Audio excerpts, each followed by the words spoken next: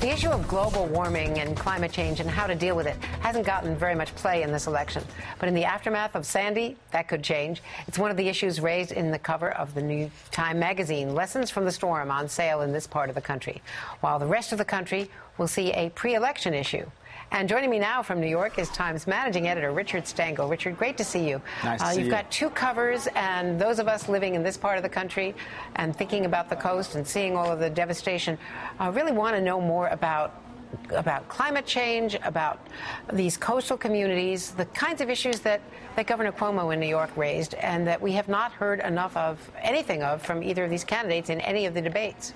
Yes, I mean, Governor Cuomo was quite eloquent about it. He talked about this idea that we are having 100-year events every couple of years these days, and it's you can't have an absolute cause and effect between climate change and these events, but there are certain man-made aspects of all of this, which is that we're building in places we shouldn't be building.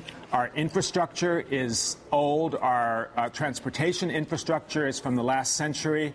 And we are not accommodating ourselves to the new reality, the idea that these kinds of events may happen more frequently. I mean, if you look at the infrastructure in places like the Netherlands, you know, they've been spending 50 years preparing for events like this, and we haven't been. I mean, we're very much more exposed, and the fact that it hasn't been talked about in the election, that nobody's talking about infrastructure except folks like Governor Cuomo, is a problem.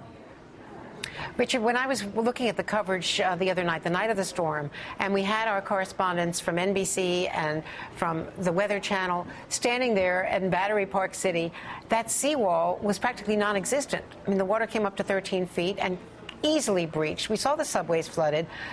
We have not done the infrastructure repairs. We all want to have the option of living along the Jersey Shore, and I don't know what the answer Right. there is for the beautiful vistas of living so close to the ocean. But you know, how do you approach this with an old city like New York? I think there has to be I mean, some of the candidates have talked about it over the course of the year, and there are governors who have talked about an infrastructure bank. But again, if you look at Manhattan, I mean, Manhattan may seem like a 21st century city to us. I mean, in fact, it's an 18th and 19th century city. There's so much landfill downtown. There aren't berms or barriers downtown. The subway is about 100 years old. It was a miracle 100 years ago. It now is, you know, an antique.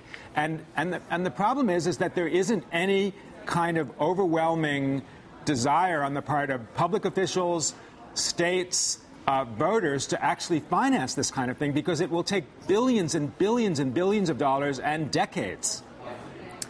Well, you're at least talking about it. You're raising it with your cover story. And I should point out that the political articles here, the debate between E.J. Dionne and Rick Lowry on, you know, the two campaigns, and the piece that Joel Stein wrote about Gary Johnson and how his libertarian run could actually change the Nevada and Colorado results.